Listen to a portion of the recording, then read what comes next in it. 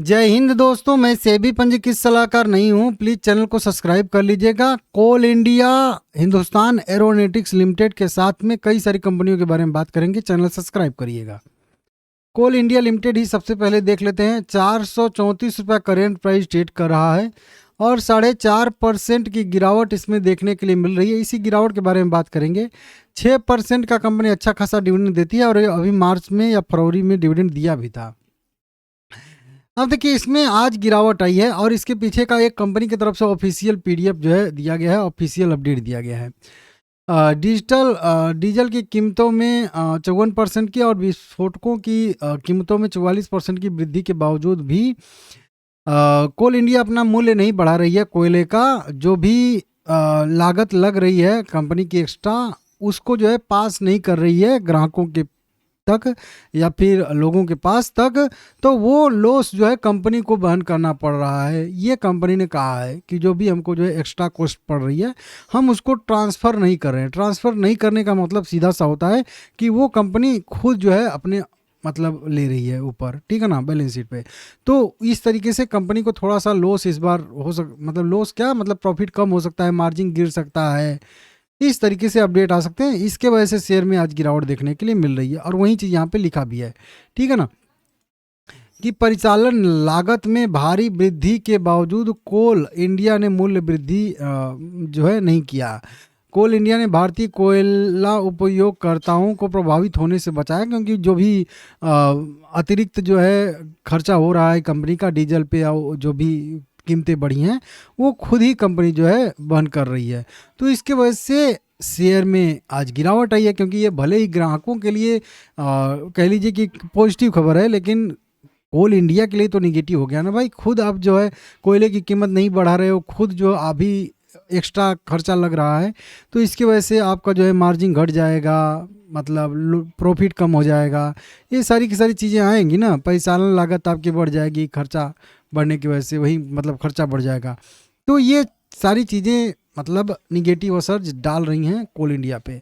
तो इस तरीके से यहाँ पे ये ऑफिशियल पीडीएफ कंपनी ने भेजा है कि कोल इंडिया लिमिटेड ने भारतीय कोयला यूजर को बढ़ती इनपुट कॉस्ट से बचाया। तो जो भी इनपुट कॉस्ट कंपनी की बढ़ रही है वो कंपनी खुद वहन कर रही है, ना कि ट्रांसफ़र कर रही है। तो ये एक थोड़ा सा कंपनी के लिए कह लीजिए निगेटिव खबर है। बाकी लोगों के हित के लिए कंपनी काम कर रही है, तो एक तरीके से इसको बढ़िया भी पॉजिटिव भी लेना चाहिए। लेकिन वहीं लोग जो है इमोशनलेस होकर से सोचते हैं केवल प्रॉफिट लॉस के बारे में ना, तो इसकी वजह से आज थोड़ी सी गिरावट आई है।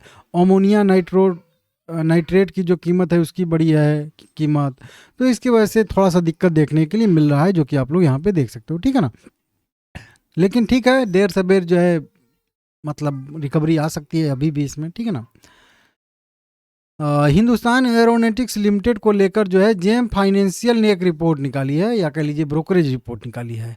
हिंदुस्तान एरोनॉटिक्स में अच्छा खासा इन्होंने रिपोर्ट निकाली है और बाय रेटिंग दिया है। करेंट प्राइस 4112 रुपये ट्रेड कर रहा है 2% की बढ़त के साथ। और इसमें देखेंगे तो इन्होंने सबसे पहले तो वहीं बाय रेटिंग दिया है, बाय रेटिंग इन्होंने दिया है और 4875 रुपये का इन्होंने लक्ष्य मूल्य तय किया है आने वाले समय के लिए, 12 महीने के लिए कह लीजिए। और लगभग जो 24.5% के आसपास की बढ़त दिखाता है, 25% ही इसको कह लीजिए सीधा सीधा, 25% का अपसाइड मोमेंटम यहाँ पे दिखा रहा है। तो अच्छा खासा है। वैसे भी डिफेंस सेक्टर फोकस में है, तो ये कंपनी बढ़िया है। आप लोग लॉन्ग टर्म के लिए रख सकते हो, पोर्टफोलियो में रख सकते हो, बहुत ज़्यादा दिन के लिए भी, ठीक है ना।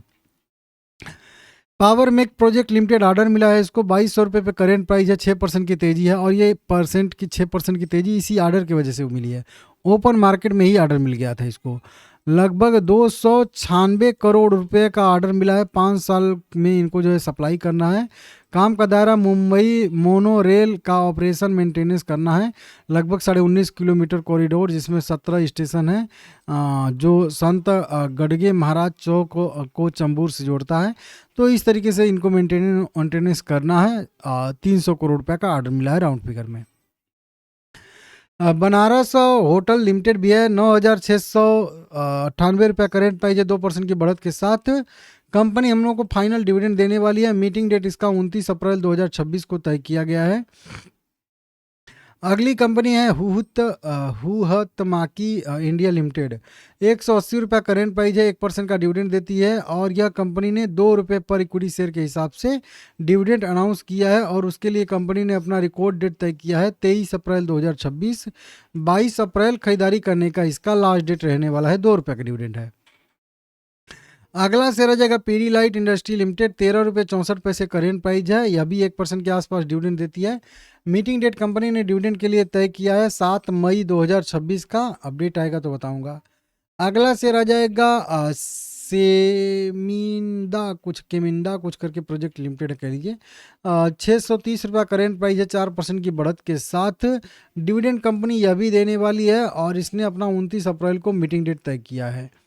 अगला शेयर आ जाएगा GIC हाउसिंग फाइनेंस लिमिटेड। 152 रुपये पे ट्रेड कर रहा है, 4% की बढ़त के साथ 3% का डिविडेंड देती है कंपनी और फाइनल डिविडेंड कंपनी हम लोग को देने वाली है। मीटिंग डेट और रिजल्ट भी आएगा इसका और मीटिंग डेट कंपनी ने तय किया है लगभग 15 मई 2026 को, तो 15 मई को यह कंपनी हम लोगों को डिविडेंड देगी। अगला शेयर आ जाएगा मुथूट फाइनेंस लिमिटेड। 3578 रुपये करेंट प्राइस है, 3% की बढ़त देखने के लिए मिल रही है। कंपनी यहाँ पे हम लोगों को डिविडेंड दे रही है, कह लीजिए डिविडेंड 30 रुपये का डिविडेंड कंपनी ने घोषित किया है। रिकॉर्ड डेट एक्स डेट की बात करेंगे तो 17 अप्रैल कंपनी ने रिकॉर्ड डेट एक्स डेट तय किया है। 16 अप्रैल खरीदारी करने का इसका लास्ट डेट रहेगा। 30 रुपये का डिविडेंड घोषित है। अगला शेयर है ओरियन प्रो सोल्यूशन लिमिटेड। 870 रुपये करेंट प्राइस है, यह कंपनी भी हम लोग को डिविडेंड देने वाली है। इसका भी मीटिंग डेट 11 मई 2026 को तय किया गया है, रिजल्ट भी आएगा साथ में ही। अगला शेयर आ जाएगा Suzuki Maruti Suzuki India limited. 13,711 रुपये करेंट प्राइस है, यह भी कंपनी हम लोग को डिविडेंड ही देने वाली है और इसका भी मीटिंग डेट 28 अप्रैल 2026 को ही तय किया गया है। वीडियो पसंद आया लाइक करिएगा।